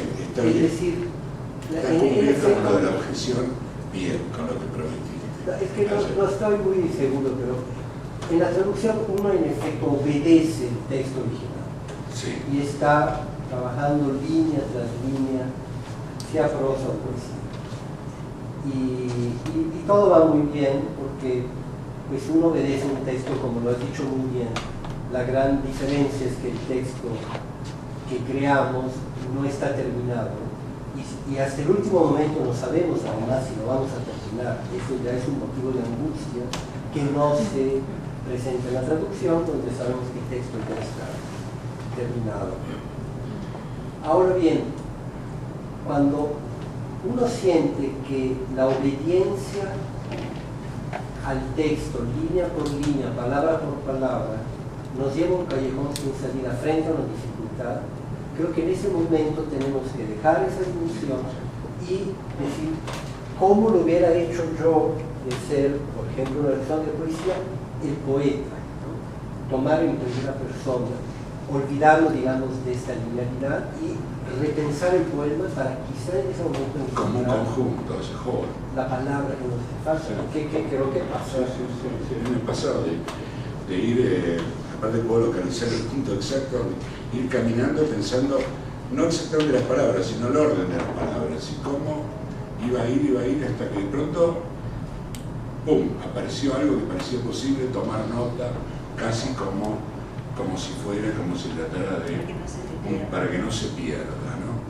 Pero sigo creyendo que a pesar de que hay circunstancias que se mezclan, es muy interesante cuando se disocia el aspecto emocional del aspecto técnico. Es muy bonito pensar que en un arte cuyo aspecto técnico sea adelgazado tanto como es el nuestro, donde ya sabemos que no reside finalmente ni específicamente en la rima, ni específicamente en la medida, que se puede variar tanto, encarar de tantas maneras, ¿no? El aspecto técnico está muy avanzado, sin duda. Es posible enseñar poesía, hay técnicas que sirvan para algo, en pintura, en baile, en piano, en música, no se duda, hay que aprender, algo hay que aprender, ¿verdad? En el momento el aspecto técnico está tan adelgazado que es muy bonito que resurja en algún lugar reaparezca. Una cosita que no tiene que ver con eso que quería agregar. No, me resulta muy interesante, yo quería rescatarlo, el intermedio entre traducción y creación, los puntos mixtos que destacaba ayer Gerardo Jorge en relación con el trabajo de Lamborghini, con la traducción de Parra. Se puede agregar ejemplos extranjeros, están los Tales from Ovid, de Ted Hughes, ¿no? El punto en que se empieza a cruzar y el trabajo de traducción va llevando casi sin solución de continuidad, que se crea una zona mixta entre la creación propia y la traducción, ¿no? Estos puntos de mezcla que van armando un espacio sin solución de continuidad, ¿no? En los extremos la cosa es clara, pero la traducción es extremadamente creativa. No sé, me ha pasado de meter adentro de las encantadas traducciones de Darwin, todas entrecortadas, cruzadas, recortadas, etc., pero no dejan de ser de otro. Pero se van creando esas zonas de frontera. Después está al revés, por ejemplo, o sea, a mí me pasó desde el poeta influido por el traductor. A mí me pasó que en una traducción del inglés al inglés, mi traductora me manda una duda que era imposible resolver porque yo hablaba de porque no me acuerdo bien cómo decía, pero ahora les digo.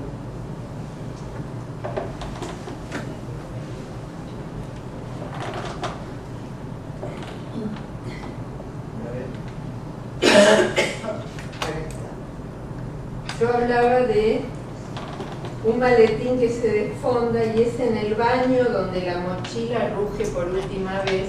Hablaba de mochila porque hablaba de los dos términos mochila para nosotros, que es la mochila como backpack, ¿no? Y la mochila como la mochila del baño.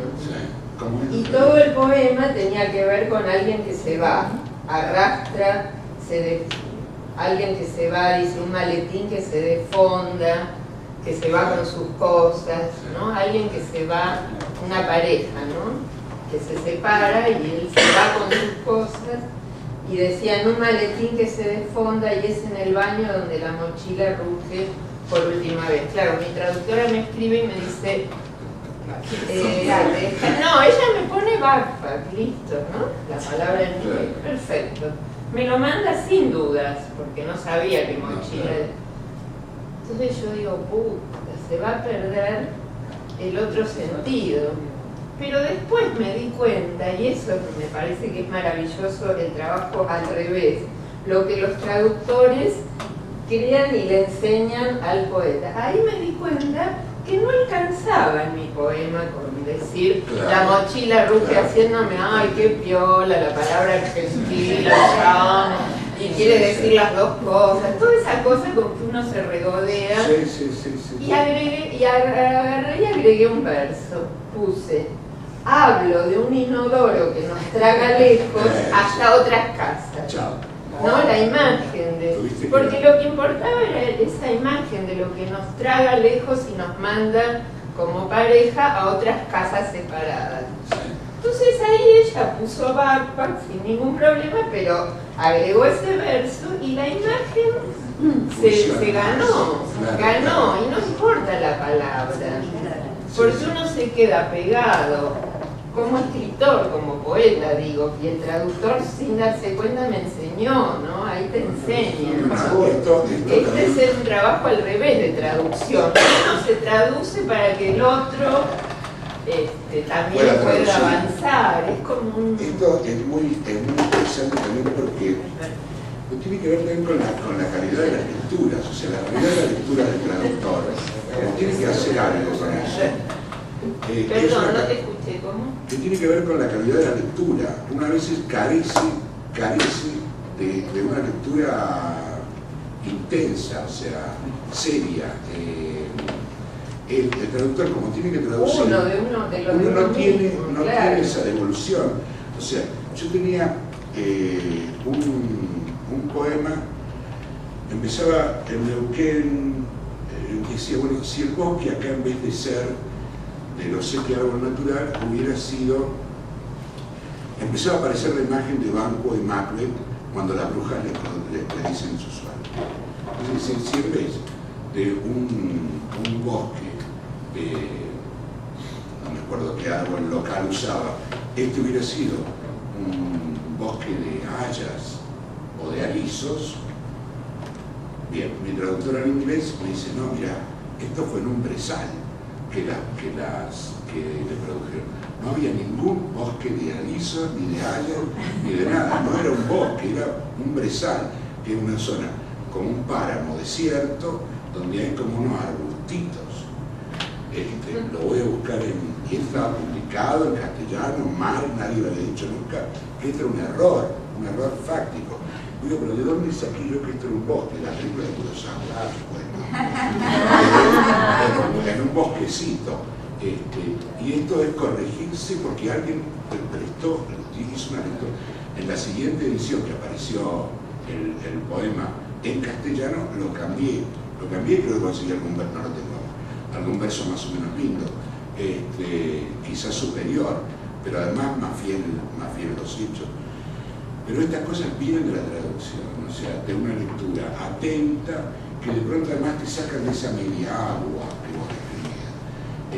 Donde vos decís, claro, acá es este jueguito y este de allá. Viene alguien, la pone cruda, así sobre la mesa. Especialmente con el inglés, que no jode con mucho con estas cosas. O sea, la pone cruda, derechita sobre la mesa y vos decís, oiga, desapareció esto y aquello. Entonces, o está mejor al haber desaparecido eso, o hay que reponerlo de otro modo como vos hiciste. Me acuerdo ahora que en el artículo que pusiste ayer del diario 66 del Doble de Botran, el tipo ese se formó con el Rapam. ¿Cómo? En ese artículo que yo mencioné ayer del diario 66, sí. que Botran, el artículo ese tipo Lowling se formó con el Rapam. Sí. Y dice que Pam decía que la traducción es una forma de crítica y me acordé que mucho tiempo, cuando no había casi bibliografía sobre Susana Tenor, los mejores trabajos de crítica eran los intercambios de cartas entre Susana Tenor y Renata Trainer, que fue su traductora al inglés. Bueno, la traducción, la correspondencia de Guimarães de Rosa, ¿no? Su traductora al alemán, es fascinante, la comunidad portuguesa. Y nada, es una de las puertas de entrada más interesantes que se puedan encontrar sobre el gran sector. No, una cosa que quería decir en relación con lo que dijo Fabio antes y Daniel respecto de este espacio un poco difuso entre lo creativo o no, y si la categoría resulta ennoblecedora y en ese sentido un poco engañosa.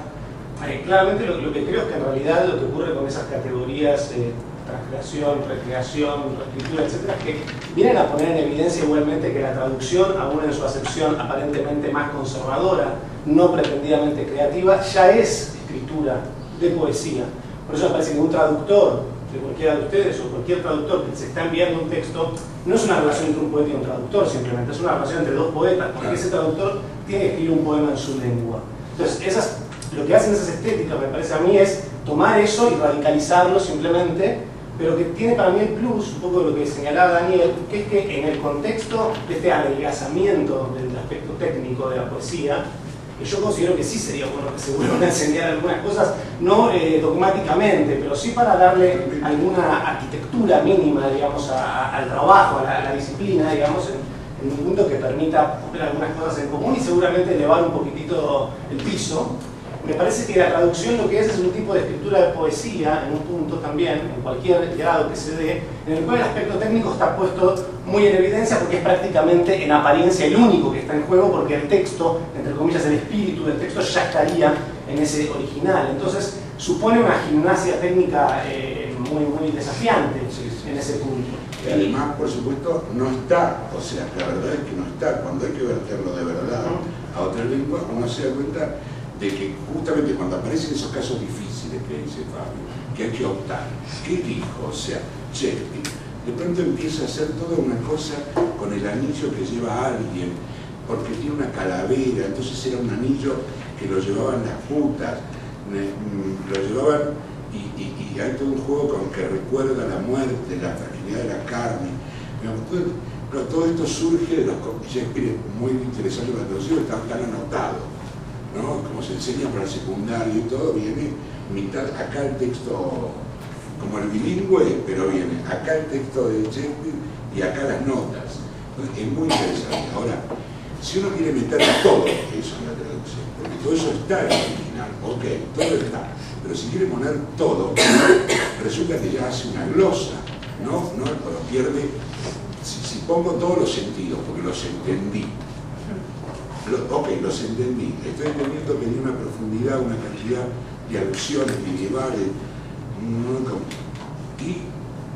pero si quiero poner todo eso y que no se escape ninguno, pierdo velocidad. De todos modos hay mucho para elegir. Por eso un poco hay un texto de Haroldo de Campos, no recuerdo cuál de todos ellos, en los cuales él reflexiona sobre este concepto, donde él cita fallidamente un texto de Ortega y Gasset. Después lo aclara una nota de una edición posterior que descubrió que Ortega y Gasset estaba hablando de la traducción entre pensamientos, entre personas, y lo tomó para usarlo para la traducción literaria, pero que decía que tomaba de Ortega y Gasset la idea de que aquellos elementos en los cuales aparece lo intraducible, entre comillas, este término también un poco cliché, digamos, son la garantía de que la traducción es efectivamente creación, porque si hay términos intraducibles y se traduce igualmente, habría igualmente entonces ese fenómeno de creación. Y una cosa más respecto de la anécdota de Tamara, bueno, Borghini decía que la reescritura le enseñaba el modelo, ¿no?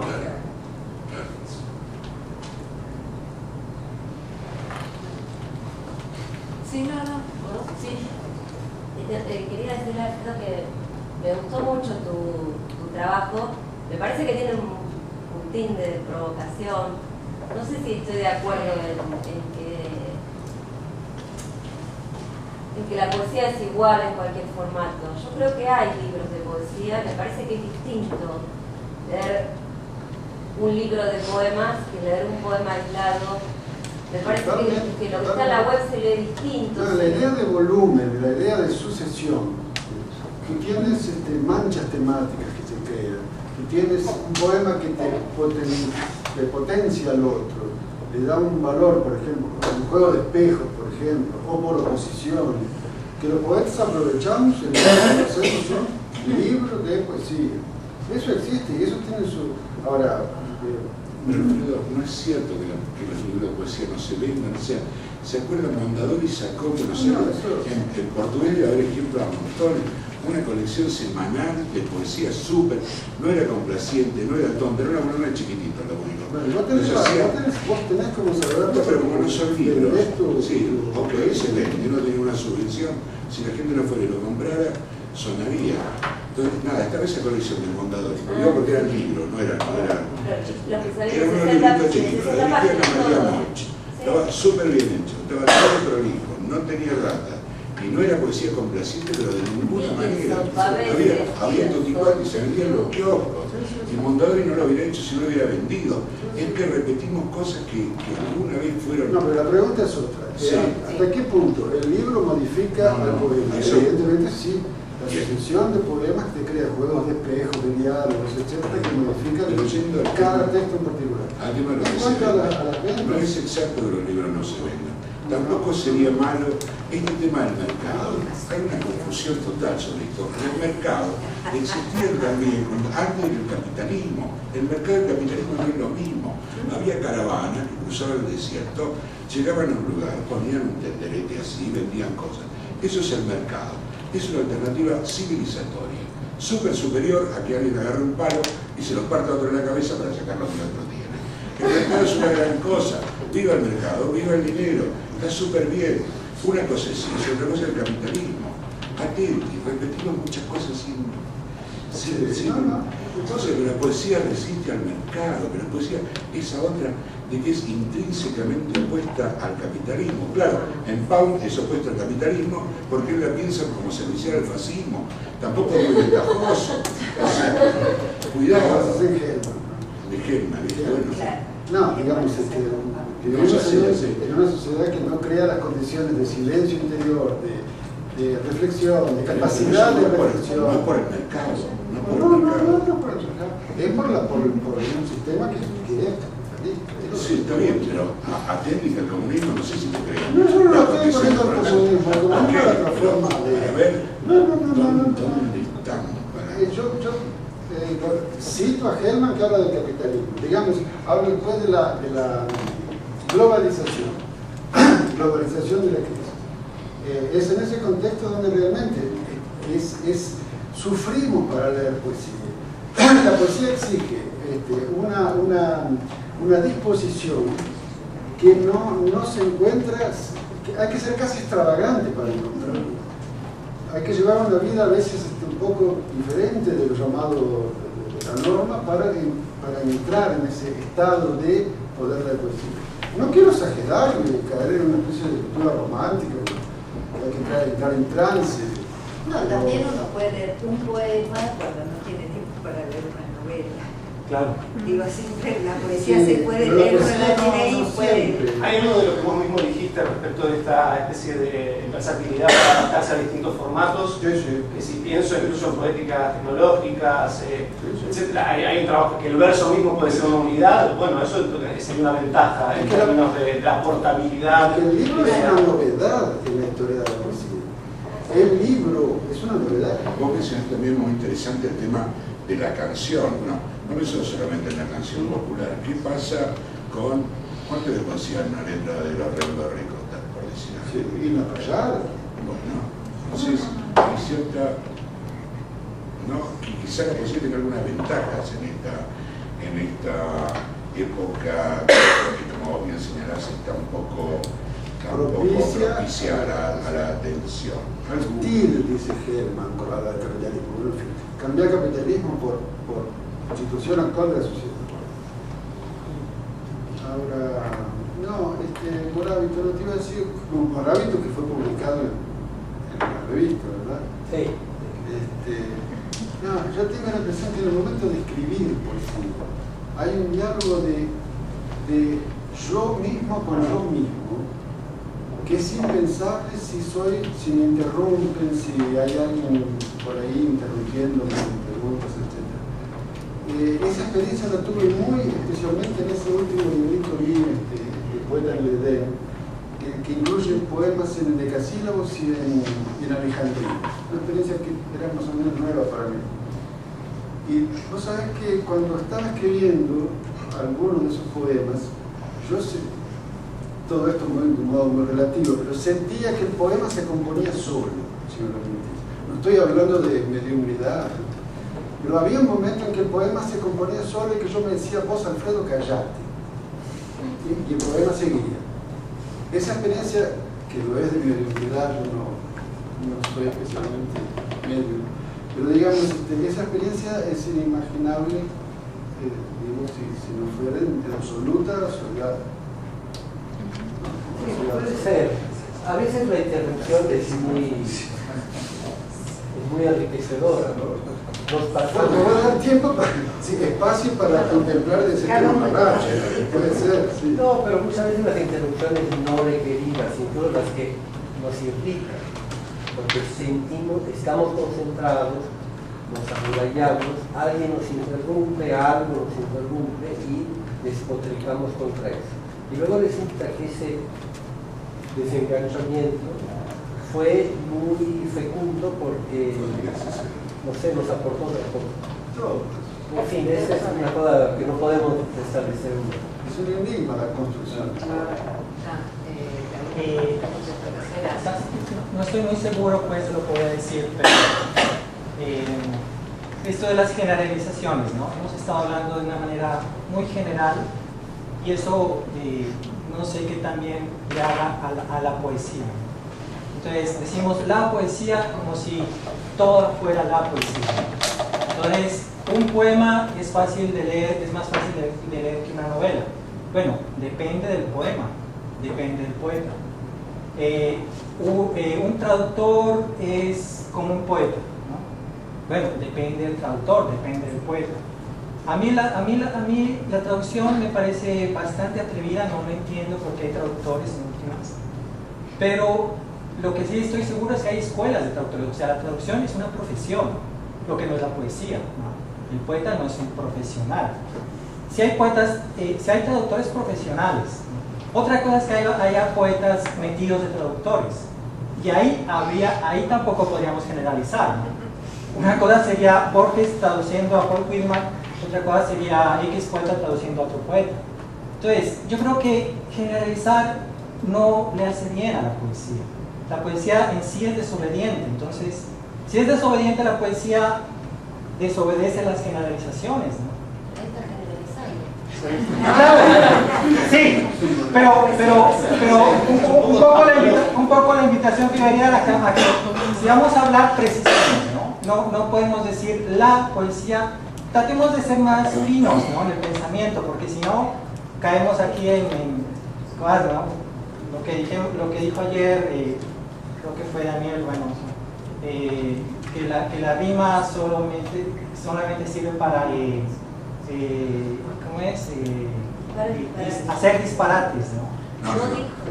Sí, lo dijo, yo lo escuché ayer.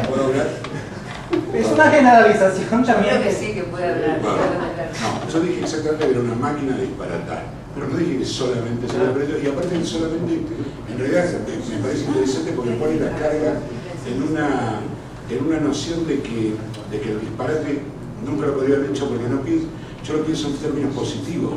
O sea, me parece súper interesante que la rima introduce, es un pasaporte a el disparate en el sentido de apartarse de la línea convencional de pensamiento donde el verso podría estar inscrito. Me llama la atención que no se haya pescado pero interesante, que yo lo estaba diciendo como una cosa a favor. De hecho, además leí recién un par de poemas, traducciones rimadas, de que a mí me parece una máquina poética interesante. Y un segundito más.